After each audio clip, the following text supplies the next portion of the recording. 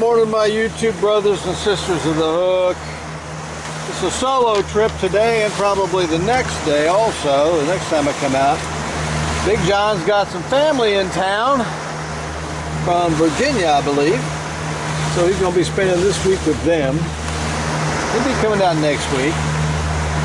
I am basically on an exploration trip today. I'm about 30 miles out. Water temperature is 80.7. The depth right here is 97, but I saw 100 foot back that way a little bit. 30 miles out. Just exploring today. Hope I catch something. It's going to be a long trip back in. Oh, by the way, I want to thank Thomas Rowley for this waterproof case that I will leave in the boat the days that it rains, because I have a hard time getting it in and out, but I'll put it in there when it rains. Protected. But I want to say happy birthday to Robert Kelly, Maxwell R., and Chris Hodge. And a shout out to North Carolina, where I used to live, to the Bowen family. Howdy do, guys. Hope I catch some fish today. It's a little rough right now. It'll calm down. Get back in a little bit. Okay. I've got something like 8 ounces on this chicken rig kind of line. I got squid and shrimp on here. Well, I want to tell you, it is hard to get down to the bottom. That line right there's got 4 ounces on it, and it's at about a 45-degree angle, so I know it's not in the bottom. Let's see what we got here. First fish of the day, Vermilion snapper. Skunk is out of the boat. Skunk is out of the boat. And a nice biggie Vermilion. First fish, skunk's out of the boat. I had a hit on that back line right there on the All-American pole. But I got wire on there, but he got off. He didn't get on really. 14 and a half inches skunk out of the boat. One of the best eating fish you can get right there, folks. Vermilion snapper. Yeah, thank you, Lord. Oh boy, fish number 2. Hopefully for the cooler. I moved a little bit and I'm in about 99 feet of water now. Strange feeling. Of course, 6 ounces of weight on there, cranking this bad boy up. Feels like a much bigger fish than I'm sure it is. Oh, look at there, a little black sea bass. I'm glad to see that. If there's some black sea bass down there, there might be some bigger ones. Wonder what size this guy is. He's about 12. He's got to be 13 inches to keep him here. Thank you, Lord, that was fun. If I didn't know better, I'd say this is another BSB. Maybe bigger BSB.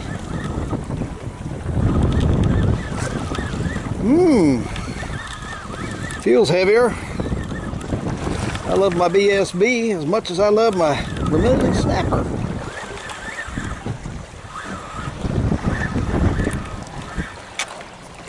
It's a BSB, but it's not too big, you see.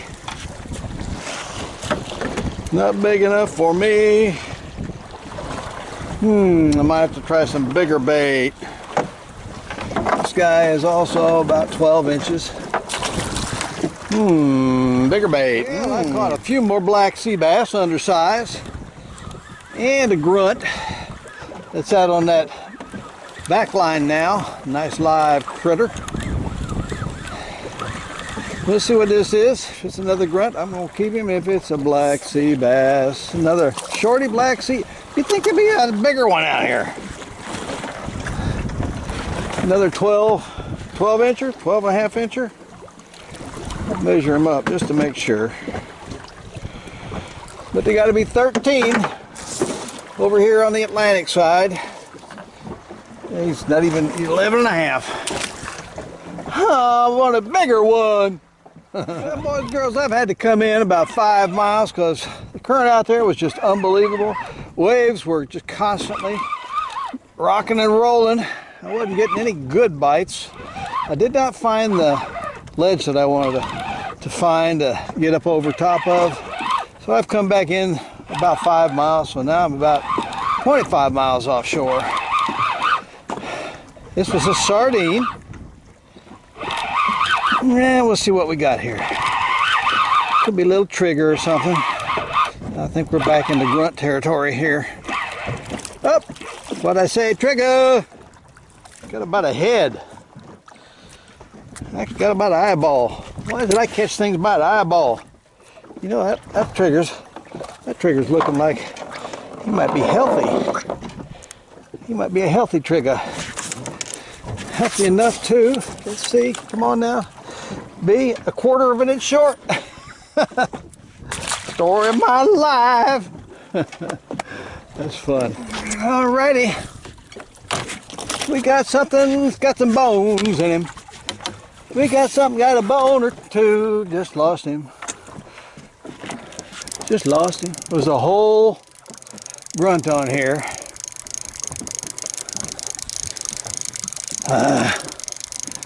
Big old circle hook. Let's see if it was a shark. It might have been a shark. Because I don't have wire on here, I don't believe.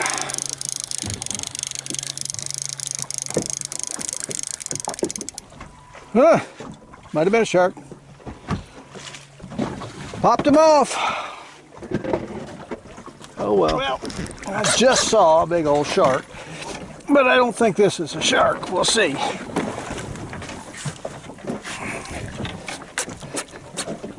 We shall see what we shall see. Lesson off the drag so I don't get broke off quite so easy. There is structure down there, but there's not a whole lot. From what I can see on the, oh, just got off or just bit through it. Almost felt like a bite through. Could have been a whole school of sharks. This is the New Smyrna Beach area. Shark bite capital of the world. Wow, long way. Long way. Yep, bit through it. Big old ugly shark. Big old ugly shark. And there, my friends, is a small, undersized cobia right there. Yep, a shorty cobia. I'd still like to catch him because it kind of be fun. It would kind of be fun. Let me see here.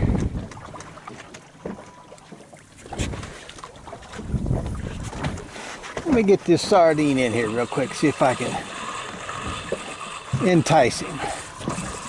Let me get this sardine in here. Well, what's left of it.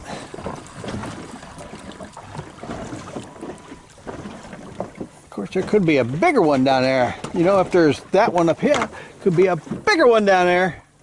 I don't see him anymore. Gotta find me another sardine. I'll get back to you if I hook into. Oh, there he is. There he is. He might be hanging around a little while.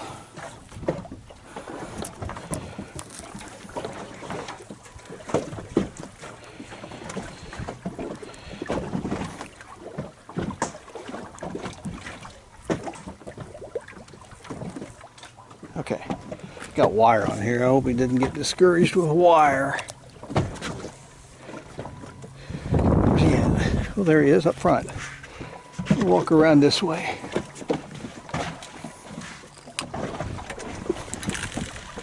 Throw that up there like that. Where's he at? Where's he at? Come on. Where'd he go? Where'd he at, Mr. Cobia? Where'd he at? Oh, there he is right there. Right there.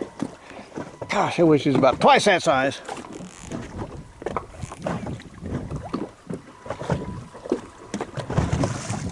He's underneath the boat, hanging around like I'm some sort of big old stingray or something. There he is over there.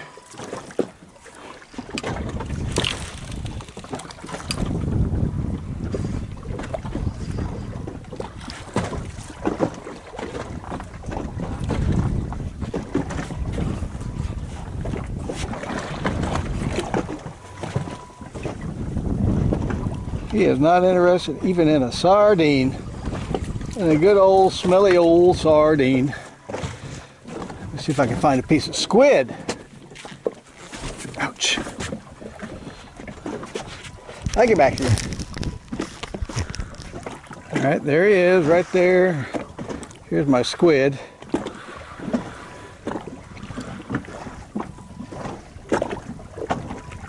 And he just swam right by it. If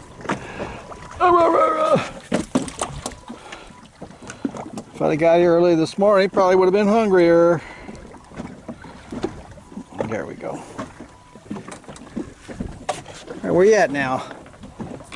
He's right there under the boat. Right there under the boat. There he goes. He's going down actually. Look at him, look at him, look at him. He wants it so bad. Eat it, eat it. Oh, oh, oh, oh. Eat it, yeah, yeah. Eat it, eat it. I can't get him to eat it.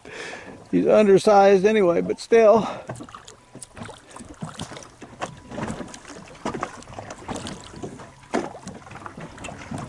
Oh man. That is frustrating. Cobia has eaten my grunt, of all things.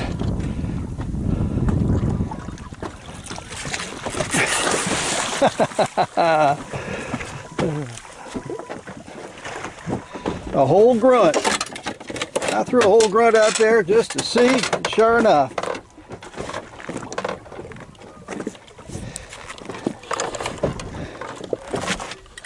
Oh, whoa, whoa, whoa, whoa, whoa, come on back this way. Let's not get all tangled up in my other lines. Okay. We'll get you up here, measure you, and then let you go.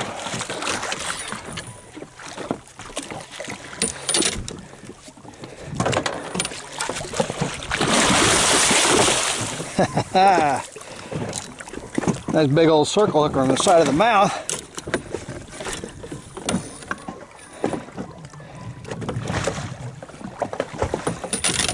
Wear them out a little bit more.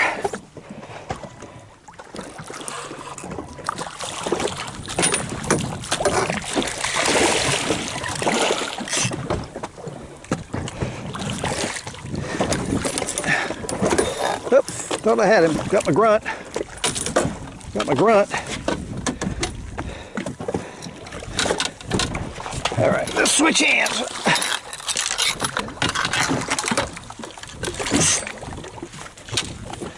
Come on. I'm gonna get this guy in here to measure him. Got him. Oh, he's bigger than I thought. He is bigger than I thought. Oh man, he's a lot bigger than I thought. Wow. Well, let me go up here, get my de-hooker real quick, and I'll get back to you. Wow. All right. Let me turn him around here. Flip him around to the fork. Come on, be there. The fork is 33, 34, he's 35. Woo! Thank you, Lord, for the cobia. Robbie, we're tied now. Brother of the hook, we are tied. Woo! Okay, this is my catch cooler. For guys with small boats like mine, it's a lifesaver. It'll keep that cobia cold, almost at freezing, till I get back inside. Thank you, Lord. That was a lot of fun. Very productive. If I didn't know better, I'd say this is a red snapper. First one today. If I didn't know better. Could be a mangrove, but I doubt it. Since this is a chicken rig and they're pretty smart with their eyeballs, they can see real good. I'm going to say red snapper. I think I've seen some barracudas down there.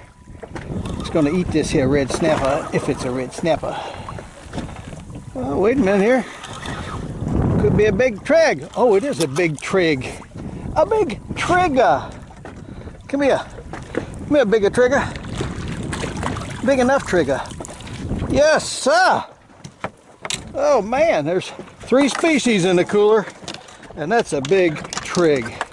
That's a really big trig. That's the biggest one I've caught this year. Don't you horn me. Bro, don't you horn me.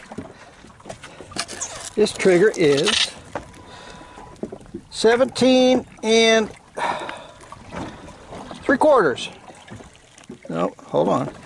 17 and a half. 17 and a half. Thank you, Lord, for species number 3. And all of them exceptionally good eating. Woo! Wow, big old triggy. Bigger trig. Thank you, Lord. Oh, this could be another trig. I'm fishing up off the bottom, about 20 feet up, at least. That'd be great, just another Mr. Trig. Because if it is, I'm pretty sure he's going to be big enough. I'm getting past Mr. Cuda down there. I'm pretty sure I saw Mr. Cuda.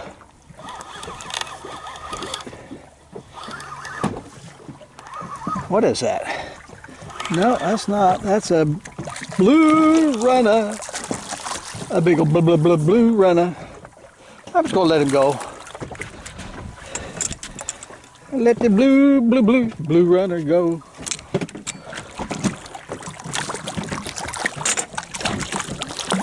Wow, beautiful thing, beautiful thing. Be pretty. There you go. Blue runner, blue. All right, up. Get off. No, just coming towards me. Not very big. Oh yeah, little trig. Just a little trig. I'm sure that that's a barracuda down there. Because he's awful light colored and he's just hanging around. Triggers away!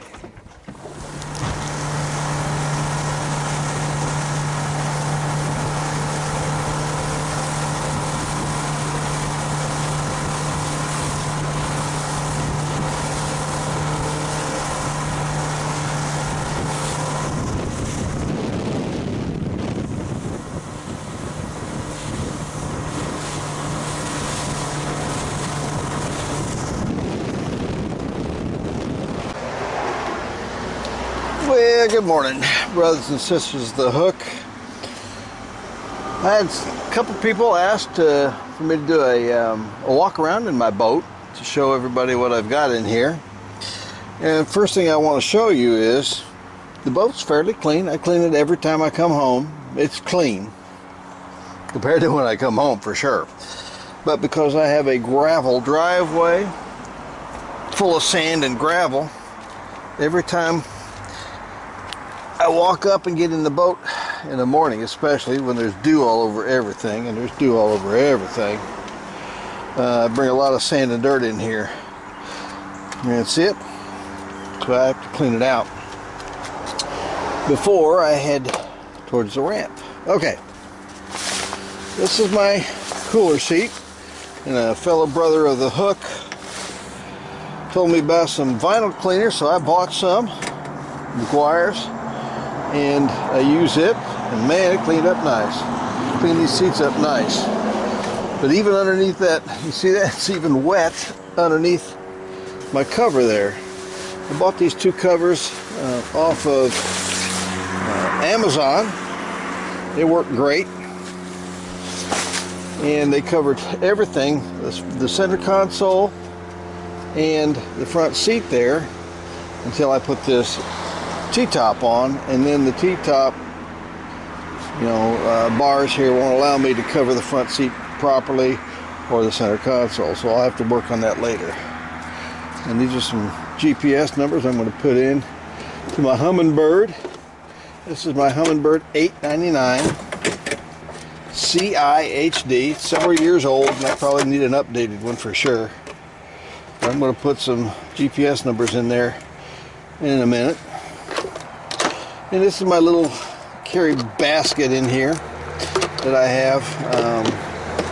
I have my cams in and my Minn Kota GPS trolling motor controller and a few other things. I got my 360 cam in a sock because I lost one of the little pouches it comes with. These are neat pouches, but I had one sitting up here, had a pouch over it, gone.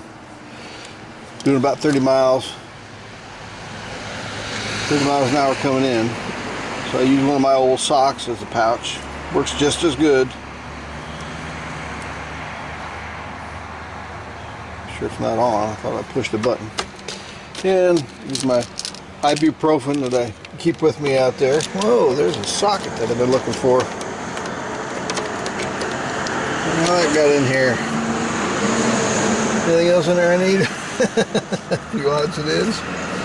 Okay. Did my bug spray when I get out to do my cast netting for bait. Put some bug spray on because what we have here is called no-see-ums, and these no-see-ums are just just as bad, if not worse, than mosquitoes. And this is my new Uniden ship-to-shore VHS. It also warns you when there's storms in the area with a couple beeps. It lets you know. Okay. And this is my Onyx Life Vest. And on my Onyx Life Vest I have my personal locator beacon attached to my life vest, and I wear it whenever I am underway. Just smart. You never know when a rogue wave is going to hit, or you might hit a big old sea turtle that's just coming up that you can't see, and boom, you could fly up out of the water. So yeah, have a personal locator beacon plus your lanyard attached to your life vest so that it pulls out and comes off, turns your motor off. So if you need to, you can swim back to your boat because the motor's off. Okay, let's start at the front up here. I made this to cover the front seat because if you know anything about vinyl and the sun in Florida, it'll eat it and crack it. I'll let it eat this thing. I do need to make a cover for this. Wet, everything's wet. And I have cleaned it, but it won't come as clean as the back seat for some reason. And this is my front. This is my new catch cooler that I just put the Cobia in from yesterday, which you will see in the video today. It's called a Catch Cooler 2. Catch Cooler from the Silver Horde. And it works just great. You put some ice in there, put your cobia or a long fish in there. Now you can't put an extremely long fish in there, but you can put a long fish in there. And this is where Big John keeps his life jacket, and I keep some other gear and stuff in there. There's my bait bucket when I go cast netting cast netting finger mullet when I get out on an island, so I carry that with me. Anyway, this goes in here just about perfect. There we go. This is, I don't hardly ever, and I haven't used this anchor well in a long time, but I keep an anchor in there as a backup just in case the old GPS trolling motor peters out on me somehow, because this is the ocean and things happen in the ocean. And if it ever dies, I'm ready.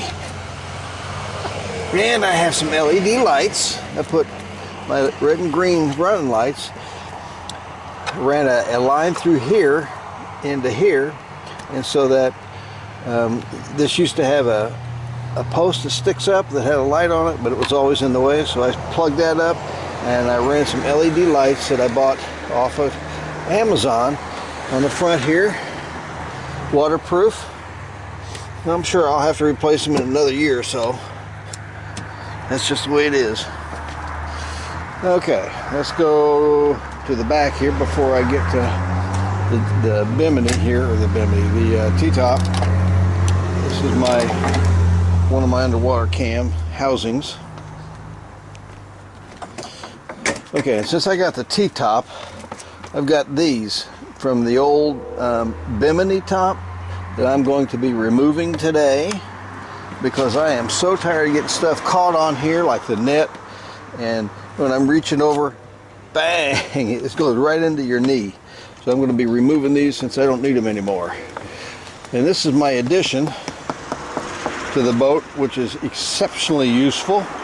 I bought this off of eBay, and I thought it was a made in America, the only one I found with a double post that would go over my live well. Look at there, see that? Goes over my live well. The door still opens. And this is a Key West 186 Bay Reef boat.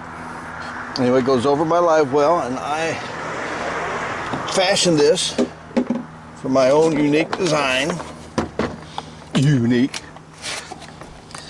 I put these two, drilled them right into the live well, and they do not get in the way. They are pole holders, stainless steel pole holders. They do not get in the way for the bait well right there. But I did have to put a pin about 2 inches up in order to properly fit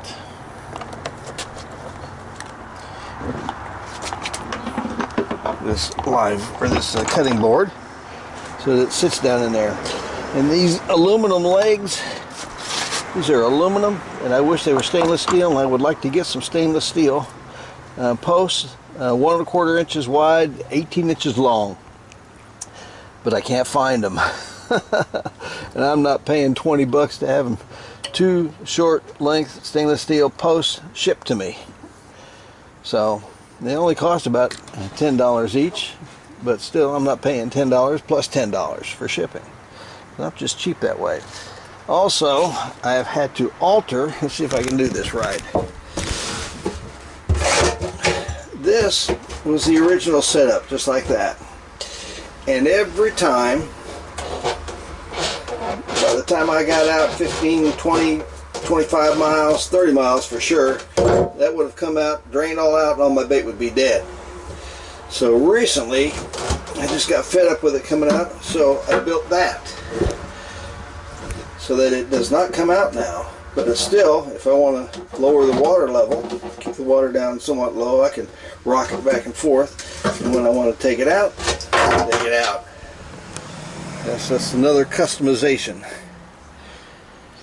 Okay, and back here in the splash well, here's the top. See there? That's what I scrub everything with when it gets good and wet, and I clean it off. Keep sinkers up there, lures. I put these 2 knife holders and holders on each end. Need scissors out there, and I got a spare pair underneath my cooler seat in here. All my good stuff in there, and a backup radio too. And this is my underwater bottom cams that I use for when I'm putting the cams down on the bottom and want to retrieve them. There we go. It fits up there pretty nice. It's not a very big boat, so you got all kinds of stuff kind of in the way. And this is one of my accessory wells that I keep my cast net in, and my sinkers. And I want to thank a fellow brother of the hook. I never thought I'd use 8-ounce sinkers, but my goodness, yesterday I wish I'd have had a couple. Well, I got a couple now. I can't recall your name, Charles maybe, that brought these to me. Thank you, Charles. Well, I'm going to use them now for sure. Okay. And this is where I keep my quickly accessible rigs that I make up in the house beforehand, before I go out. I got a little bit of everything in here, in every kind of strength. Nice long one here I made for a mango rig, for when the mangs are biting. I can throw it out the back so it can float out back and bring those big mangs up. Okay, pole holders. And these pole holders I have rigged with stainless steel cabling. and put a strap down here to hold it on nice and tight, so because I've had them dip over. Well, this keeps them from dipping over and losing your pole. Okay, now to the T-top. This is called a Bimmy T, a Bimmy T. I do not recommend anybody buy one unless you are very willing to alter and customize it for your needs, because I have added this post up here for strength. I have added this post for stability and strength. I've had to drill holes in the different plastic parts and sink lock screws in to keep them from coming loose because they vibrate loose. And I've added this because there's not enough. What happens is when it rains, this dips down, gets a puddle of water in it. Well, I don't like that, so I put this post in there. Ordered this stuff online. Put that post in there to keep it from puddling too much. Also, I found that as I'm traveling, these sides will tend to work their way in. So I've bungee corded them to the side here, and these are retaining straps to hold it, keep it from moving back and forth. And I'll probably remove some of this stuff pretty soon because I'm going to change these straps. I'm still customizing it. I'm probably going to put a strap from here to here to hold it up and out, yet keep tension on it. And as you can see, it's an inexpensive T-top, lightweight, that only hooks to the side of the center console, and if you want to, is removable with that knurl nut right there, and is on the center console here and down there. And if you want to remove it, you pull this pin out and move that knurl nut down there.